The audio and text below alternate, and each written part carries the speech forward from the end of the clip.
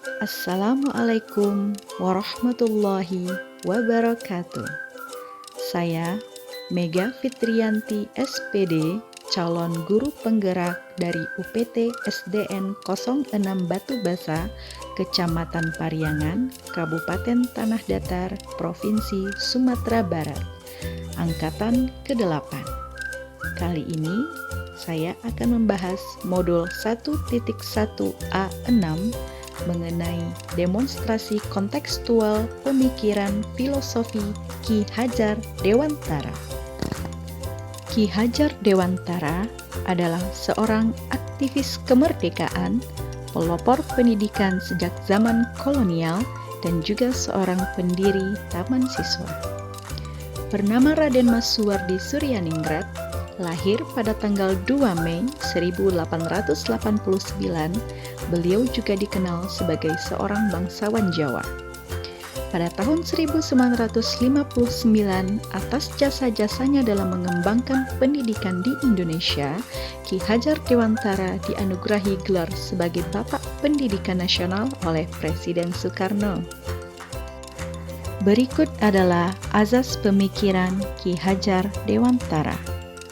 1. Pembelajaran berarti menuntun. Menuntun merupakan suatu aktivitas mengarahkan kepada hal-hal yang baik, sebagaimana sesuai dengan tujuan pendidikan, yakninya menuntun segala kodrat yang ada pada anak agar mereka dapat mencapai keselamatan dan kebahagiaan yang setinggi-tingginya, baik sebagai manusia maupun sebagai anggota masyarakat. Dapat kita simpulkan bahwa pendidikan bersifat menuntun, bukan menuntut. Anak diberi kemerdekaan belajar, namun tetap dituntun agar tidak kehilangan arah. Yang kedua, pendidikan sesuai kodrat alam dan kodrat zaman. Kodrat alam berarti sesuai dengan lingkungan alam, tempat tinggal peserta didik, budaya, dan lain-lainnya. Yang kedua, kodrat zaman, yaitu sesuai dengan tuntutan zaman. 3. Pendidikan budi pekerti. Keseimbangan antara cipta, rasa, dan karya, atau yang sekarang kita kenal dengan kognitif, afektif, dan psikomotor.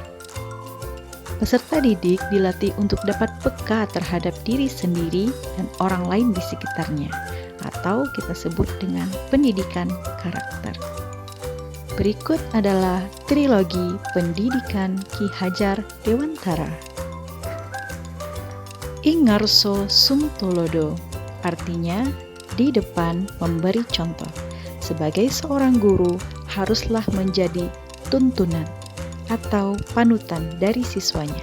Berikanlah contoh yang baik kepada siswa agar siswa juga menjadikan gurunya sebagai role model untuk bertindak dan juga bertutur.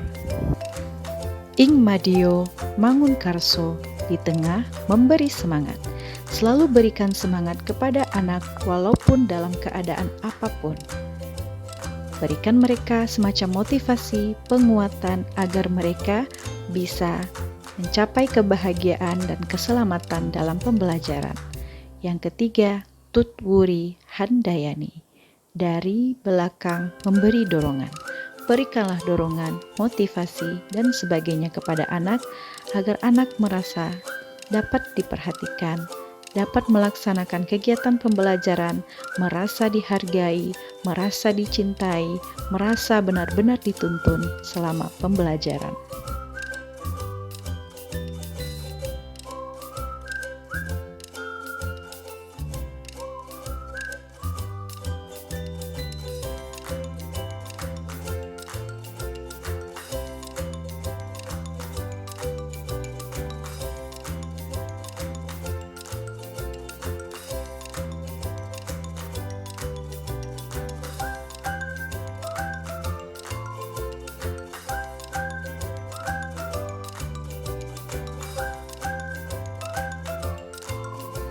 Filosofi guru sebagai arsitek. Guru diibaratkan sebagai arsitek handal dalam pendidikan. Seorang arsitek handal akan mampu mendesain gedung-gedung megah sesuai dengan keinginan kliennya. Begitupun dengan seorang guru yang handal akan mampu melahirkan calon pemimpin masa depan atau generasi-generasi yang berkualitas. Sebagai arsitek dan guru memiliki cara kerja yang hampir sama. Bila kita lihat arsitek, mereka memulai pekerjaan mereka dengan memahami keinginan klien, berdiskusi, kemudian merencanakan atau planning, kemudian arsitek mulai mendesain dengan referensi yang paling mutakhir dan mendampingi setiap proses pembangunan hingga bangunan yang diinginkan sesuai dengan keinginan klien.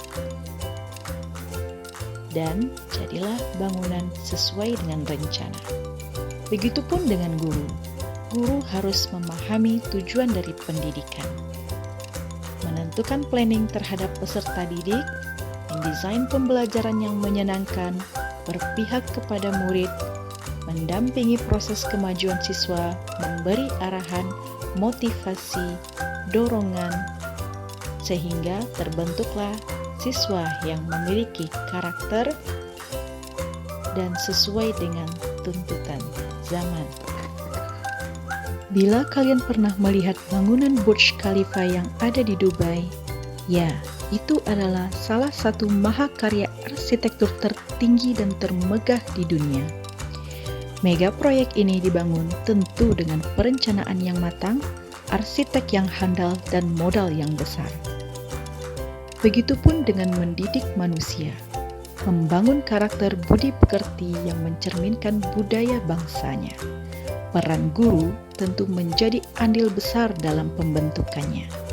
Dimulai dari tujuan untuk apa siswa dididik, apa treatment yang dilakukan oleh guru, bagaimana proses pendampingan atau pengawasannya, atau yang kita kenal dengan menuntun, sehingga terbentuk siswa yang berkualitas, berkarakter, modern tanpa meninggalkan identitas budayanya.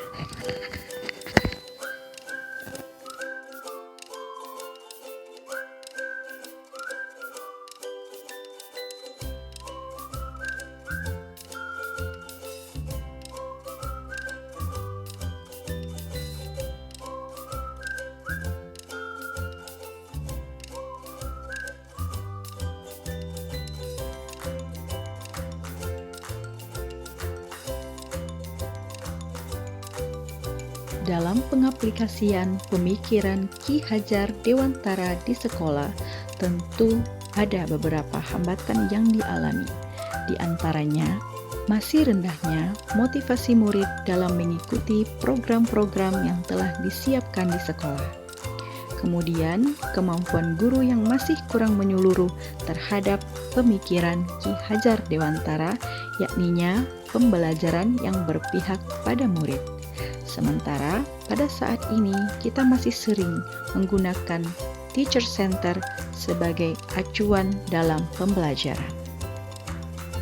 Ada beberapa solusi dari permasalahan yang sebelumnya muncul, yakninya merangkul dan memotivasi siswa dalam mengikuti berbagai kegiatan di sekolah.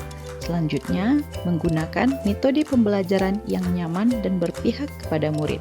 Jadi, guru harus dituntut untuk lebih kreatif dan menemukan cara-cara yang lebih efektif untuk metode pembelajarannya. Selanjutnya, guru mengikuti pelatihan atau workshop untuk mengembangkan pemahaman serta keterampilannya. Kemudian, jangan pernah bosan memberikan contoh teladan yang baik untuk para siswa. Jadilah guru yang selalu menuntun, berpihak kepada siswa, dan pantang menyerah. Maju terus, guru penggerak.